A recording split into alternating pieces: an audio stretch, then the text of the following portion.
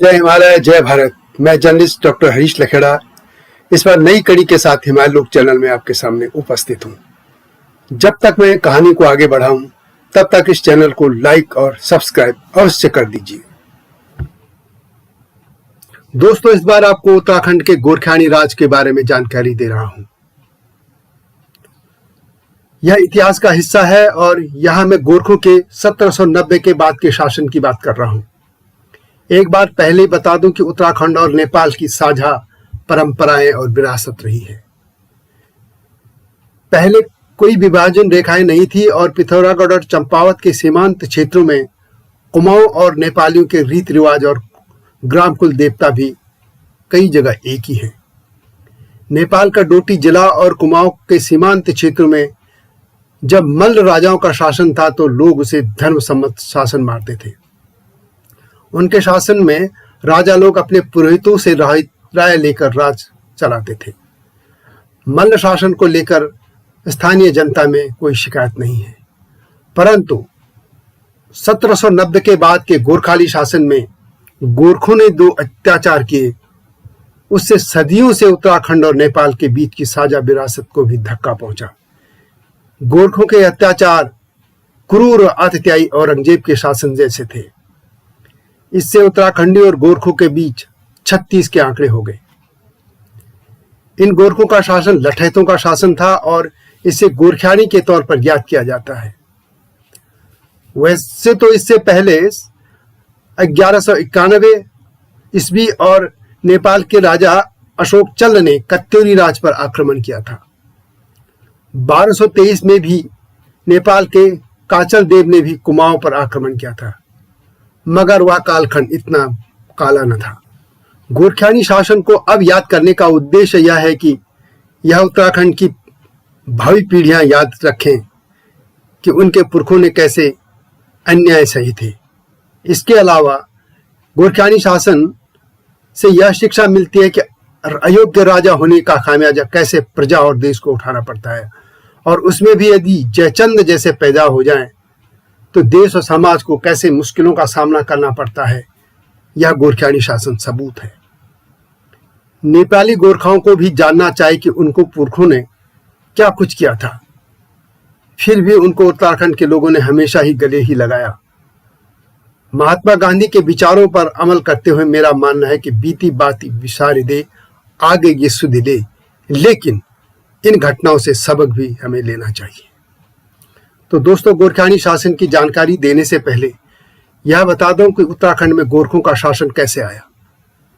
आप जानते हैं कि अल्मोड़ा के हरकदेव उर्फ हर्षदेव जोशी और चंद्र शासन का कब्जा करने की कोशिश में जुटे मोहन चंद के बीच संघर्ष चल रहा था। हर्षदेव को जब अवध के नवाब से मदद नहीं मिली तो उसने 1790 में गोरखा शासक रण बहादुर शाह को कुमाऊं पर आक्रमण करने के लिए आमंत्रित कर दिया। कुमाऊं पर गोरखों का शासन हो जाने के बाद हर्षदेव ने गोरखों को गढ़वाल पर आक्रमण करके उकसाया। बाद में हर्षदेव ने अंग्रेजों की भी सहायता की थी। सत्ता पाने के लिए वह किसी के भी शरण में जा सकता था। संभवतः इसीलिए हर्षदेव जोशी को एटकिंसन ने स्वार्थपूर्ण दोस्तूरी कहा था, जबकि राहुल सांकृत्याय ने उसे विभीषण की संज्ञा दी थी। दोस्तों, इस तरह गोरखों ने 1790 में कुमाऊं और 1804 में गढ़वाल पर कब्जा कर पूरे उत्तराखंड पर अधिकार कर लिया था। यह भी जानने लायक है कि उस कालखंड में उत्तराखंड, खासतौर पर गढ़वाल में 1803 में भारी भूकंप आया था और कहा जाता है कि मात्र 20% लोग ही बच पाए थे। इससे पहले गढ़वाल क्षेत्र में भारी अकाल भी पड़ा था, जबकि गढ़ नरेश के मंत्री आपस में लड़ रहे थे। इसका लाभ उठाकर गोरखों ने हर्षदेव जोशी के कारण गढ़वाल को भी हड़प लिया था। इस तरह पूरे उत्तराखंड में 1815 तक गोरखों का शासन रहा। गोरखों ने सिरमौर और शिमला तक भी कब्जा कर लिया था। गढ़वाल नरेश के चित्रकार मूलाराम की रचनाओं में भी उनके अत्याचारों का उल्लेख मिलता है। कुमाऊनी के प्रथम कवि गुमानी पंत की रचनाएं भी गोरखों के अत्याचार की कहानियां बयां करती हैं। और अंततः गोरखों को अंग्रेजों ने मार भगाया था। वास्तव में गोरखा शासन फौजी शासन था। गोरखे बेहद क्रूर थे और गोरखियानी शब्द कत्लेआम और सेना के लूटमाट का पर्याय बन गया है। जिस उत्तराखंड में आज चिड़ियों की देश की 50% से ज्यादा प्रजातियां हैं, गोरखे तब अधिकतर पशु पक्षियों को भी खा गए थे। गोरखों के कारण अधिकतर गांव खाली हो गए थे और पशु पक्षियों से जंगल विहीन हो गए थे। यह गोरखानी इस तरह के लोगों की स्मृतियों में दुख दर्द भर गया कि उसे लोग अब याद करना भी नहीं चाहते। गोरखे इतने क्रूर थे कि लोगों को सजा देने के लिए उनके बच्चों के सिर ओखली में कुचल देते थे। मां बच्चों को कहती थी कि सो जा बेटा, नहीं तो गोरखा आ जाएगा। गोरखानी का आतंक लोगों को सदियों तक सपनों में भी डराता रहा है। यह कल्पना ही बेहद डरावनी है कि गोरखानी का जुल्म सहने वाला समाज कैसे इतने सालों तक जिया होगा। कुमाऊं केसी बद्रीदत्त पांडे अपनी पुस्तक कुमाऊं का इतिहास में लिखते हैं कि गोरखों ने गढ़वाल में बहुत ही अत्याचार किए। वहां हर साल 2 लाख तक दास दासियों लाकर हरिद्वार की गोरखा चौकी में बेचने को रखे जाते थे। 30 वर्ष के स्त्री पुरुष बेचे जाते थे और 10 से 30 रुपए इनकी कीमत होती है। जुर्माना देने पर भी लोग बेचे जाते थे। गोरखा अफसर लोगों से धन मांगते थे और न देने पर सारे कुटुंब को गिरफ्तार कर लेते थे, वह बेच देते थे। माता पिता पुत्रों को, चाचा भतीजों को, बड़े भाई छोटे भाइयों को बेचने के लिए बाध्य किए जाते थे। पांडे जी लिखते हैं कि यद्यपि कुमाऊं के लोगों ने गोरखाली शासन का विरोध कम किया, लेकिन तो भी वे भी सताए गए। शायद यह इसलिए हुआ कि गोरखों ने धूर्त हर्षदेव जोशी के परिजन जोशियों को पहले ही अपने शासन में उच्च पदों पर रख लिया था। वैसे यह भी सच है कि गोरखों ने कुमाऊं के लोगों साथ भी वैसे अत्याचार किए और उनको भी दासों की तरह बेच दिया था। गढ़वाल को लेकर कहा जाता कि हरिद्वार के पास कनखल मंडी थी, जहां गोरखों के उस दौर में मनुष्य बेचे जाते थे। पंजाबी ऊंट 75 रुपया, सामान्य घोड़ा 250 से 300 तक तथा लट्टू घोड़ा 30 रुपए में बिकते थे, जबकि गोरखों ने गढ़वालियों को दास बनाकर पूरे परिवार सहित मात्र 10 रुपए में बेच देते थे। लगान न चुकता का न पाने पर किसान को सपरिवार 10 रुपए में भी बेचा जा सकता था। गोरखों के शासन में सभ्य तरीके कमी थे। यह बर्बर जाति इतनी क्रूर थी कि उसकी अत्याचार के किस्से आज भी जन श्रुतियों में हैं। ऐसे बहुत से उदाहरण हैं कि जब भूमि लगान न दे पाने पर गांव के लोग बेच डाले गए या पूरा गांव ही जला दिया गया।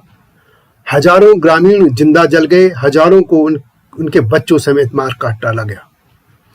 गढ़वाल की तरह कुमाऊं के पिथौरागढ़ के बस्तड़ी गांव की यही कहानी है। गोरखों के अत्याचारों से मजबूर लोगों ने एक दिन सामूहिक आत्मदाह कर लिया था। गांव वालों ने अपने ही घरों में बंद होकर आग लगा दी थी। सारा गांव जल गया और लोग आग में ही जलकर मर गए। इस घटना के समय सौभाग्य से गांव के 2 लोग जानवरों को लेकर जंगल में गए थे और बाद में इन 2 बचे लोगों ने वहां गांव को नए सिरे से बसाया था। पंडित हरिकृष्ण रतूड़ी अपनी पुस्तक गढ़वाल का इतिहास में लिखते हैं कि सहस्त्रों स्त्री पुरुष और बच्चों को नेपाल भेज दिया गया। धनियों को लूटना, स्त्री का पतिव्रत धर्म नष्ट करना गोरखों का स्वाभाविक गुण था। इससे गोरखों को देखते ही महिलाएं जंगलों में छुप जाती थी। गोरखे मनुष्य और जानवरों में कोई अंतर नहीं मानते थे। गोरखा फौज कुमाऊं पर अधिकार करने के बाद वास्तव में गढ़वाल में कोरदार मार्ग से लंगूरगढ़ी पहुंची थी।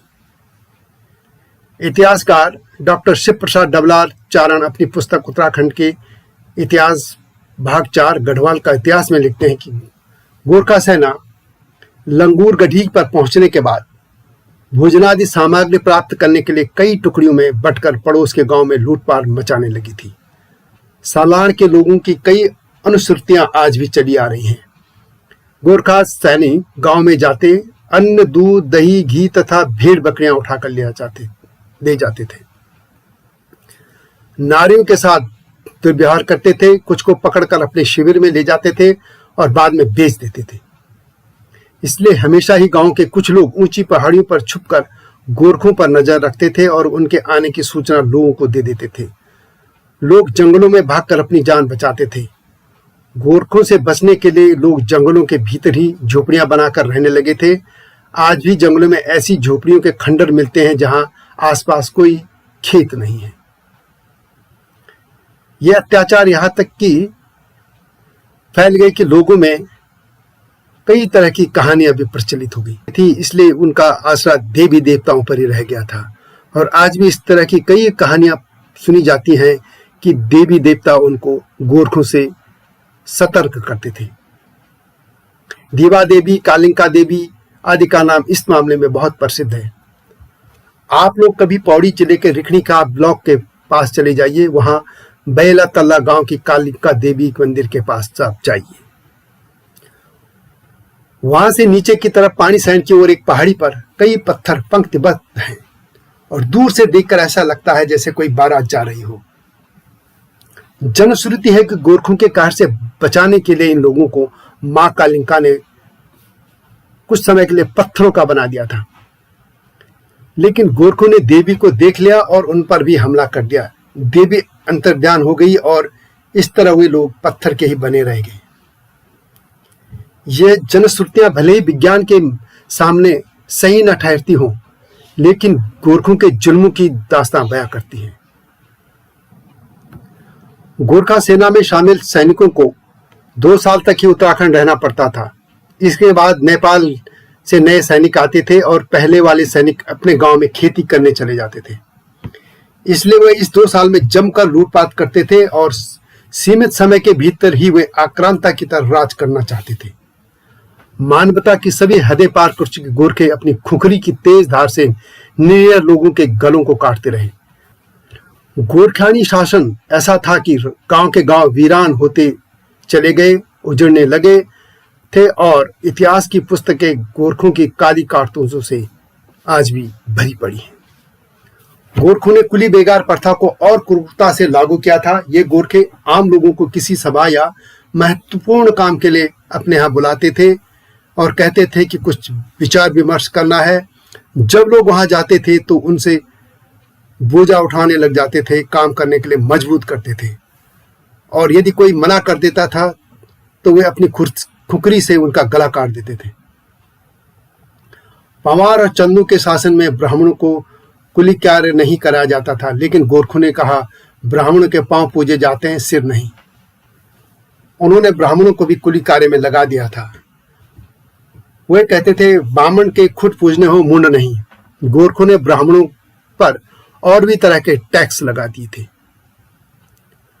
गोरखों की न्याय प्रणाली भी अनोखी थी, इसका उल्लेख करना जरूरी है और एक उदाहरण काफी है। चोरी होने अथवा अन्य मामलों में सच पता करने के लिए गोरखे तेल की कढ़ाई में तेल को खौलाते थे और आरोपी व्यक्ति को उस खौलते तेल में 3 बार हाथ डालना होता था। यदि हाथ जल गया तो उसे दोषी ठहराया जाता था और सच्चा साबित होने के लिए यह जरूरी था कि उसका हाथ खौलते तेल में डालने पर भी जले नहीं, जबकि यह संभव ही नहीं होता है कि खौलते तेल में किसी का हाथ जलने से रह जाए। कहा जाता है कि गोरखों के इसी के तरह के एक प्रकरण में देहरादून के गुरुराम राम राय दरबार के तब के महंत का हाथ जला दिया गया था और महंत को भारी जुर्माना देकर ही अपनी जान बचानी पाए थे। इस तरह की न्याय व्यवस्था मूर्खों की हो सकती है, सभ्य समाज की नहीं। इस तरह क्रूर गोरखे किसी भी तरह अत्याचारी धर्मांध मुस्लिम शासकों से कम नहीं थे। इन गोरखा सेनाओं का नेतृत्व चौतरिया बहादुर शाह, काजी जगजीत पांडे, अमर सिंह थापा तथा सूर सिंह थापा कर रहे थे। अलबत्ता गोरखा सैनिक अमर सिंह ने अपने शासन में गंगोत्री में मां गंगा का मंदिर का निर्माण अवश्य करवाया था। लंबे कष्टकारी दिनों का आखिर अंत हो गया। इन गोरखों को अंग्रेजों ने मार भगा दिया था और जब ये गोरखे वापस जा रहे थे तो उत्तराखंड में, खासतौर पर गढ़वाल में जहां भी गोरखे मिले उनकी हत्या कर दी गई। लेकिन गोरखों को यह सजा बहुत कम थी। जितने अत्याचार उन्होंने किए थे। तो दोस्तों, यह थी गोरखानी क्रूर शासन। आपको कैसी लगी अवश्य लिखें और हिमालय लोक चैनल को लाइक और सब्सक्राइब करना न भूलें। जय हिमालय, जय भारत।